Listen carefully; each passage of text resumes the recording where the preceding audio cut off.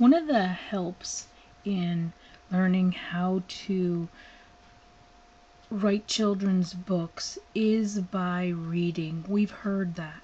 Now, today, what I want to do is try to explain in a manner that will help you to be able to write better in a simple way. And I'm using this Highlights magazine that is fun with a purpose. We've seen them growing up as children and stuff like that. And this particular one is on page 32, and it is called Lunchtime at the Hot Potato. And basically what I wanted to do is show you a very easy way to analyze writing so that you can learn from it and become better at what you would like to do in your writing when you write for younger children and even beyond. So starting here, it starts with, well, here's the picture, because this will help you. You know how children, their minds think. They see a picture and, this here jumps out at children with the picture, calling them to want to read what's going on, because you've got the shocked looks, the anticipation, her eating whatever this soup is, and then you have this grandmotherly figure in the back, and that gives you a big question. So you become curious. Now, starting with the beginning of the story, it says Patricia Paprika was a picky eater. Right there, right off the bat, that's going to be something that children are attracted to. They can identify with a picky eater because either they do not like foods and they are picky themselves, or, for those who aren't, maybe they have a sister or brother who is. So, reading on, to be exact, Patricia was picky about soup, and that was a problem for the Paprika family. Was a soup-eating, soup-making, soup-loving family. They owned the Hot Potato, a famous restaurant where everyone from everywhere came to eat soup.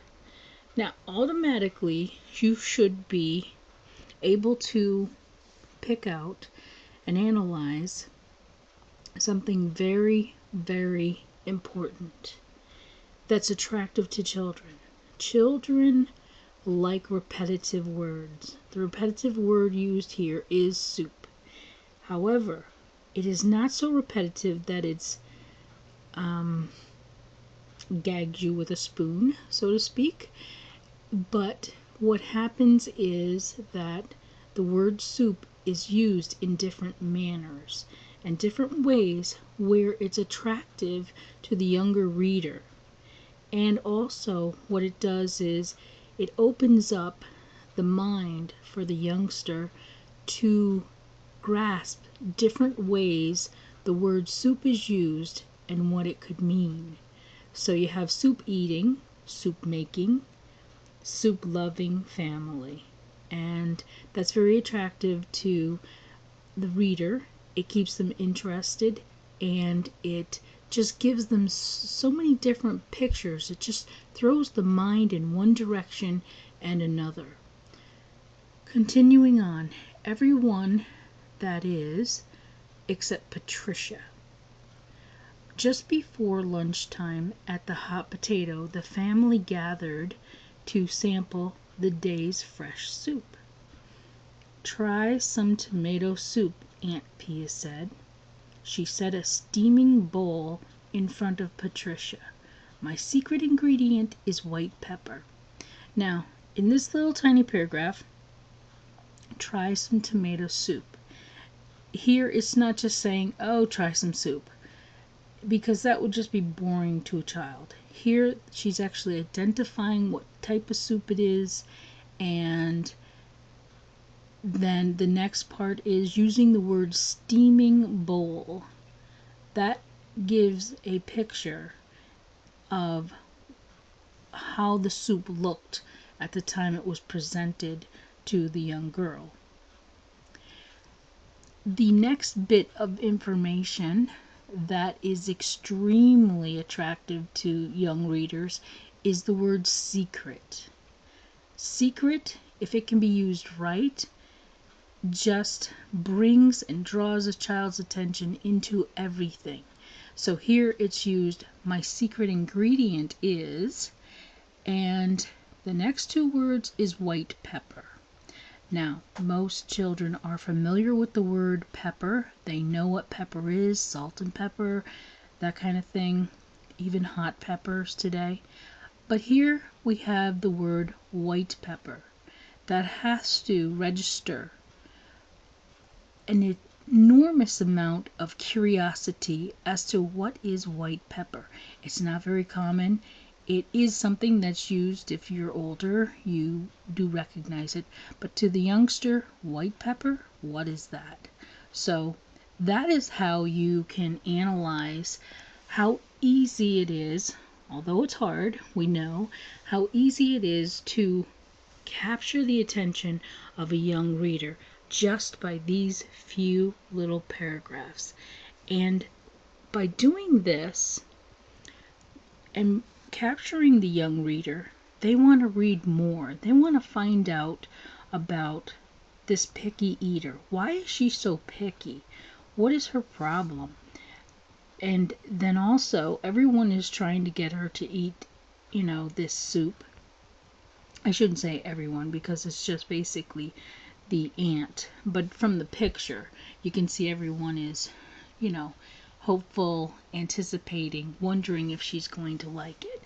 And so that is the easiest way to become a better writer, is by reading different stories in magazines, even books for children.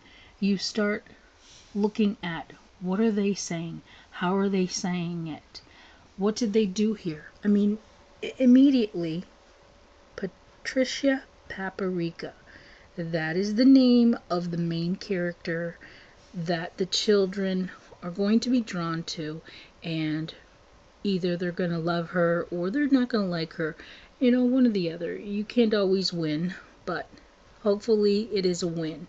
You always try to make your characters to be something that children will identify with and really like. So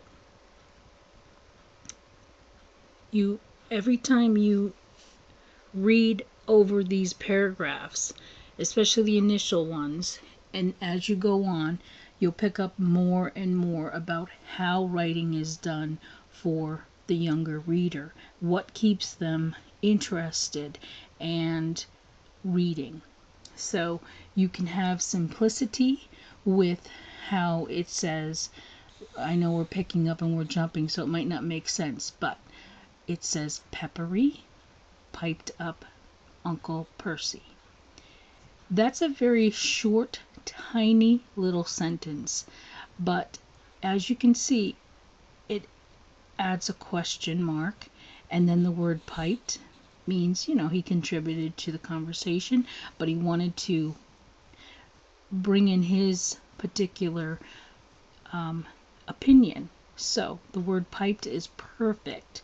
And those are the kind of key things to add to your writing to explain the personality or the importance of what someone wants to convey.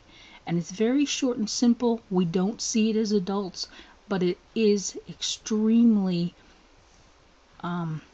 what children focus on and they see without even knowing it.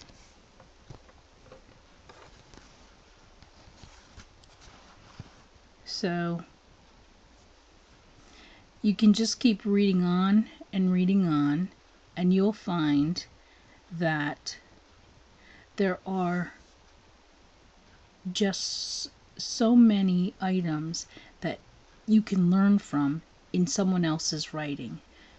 Patricia dipped in her spoon and brought it to her lips. Okay, that shows action of what she's doing, and everyone does that when they're eating, but describing it for the mind of the child helps an awful lot, and it lets them to be there waiting to see, okay, she's about to put it in her mouth, what is she going to do? But she could not eat the soup. I'm sorry, it's much too salty, Aunt Pia prompted. It's just so... Patricia started. Beanie, said Uncle Percy. Exactly as it should be. Did you use pinto, black kidney, garbanzo, and navy beans?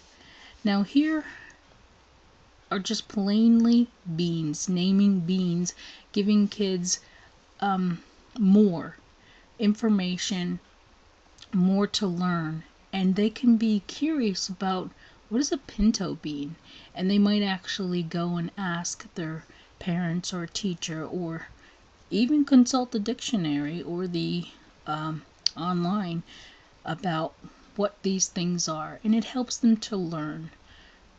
So these are just tricks and keys of little things to do to include in your writing to help you become better and more informative for children, keep their curiosity, and make them want to read further and further.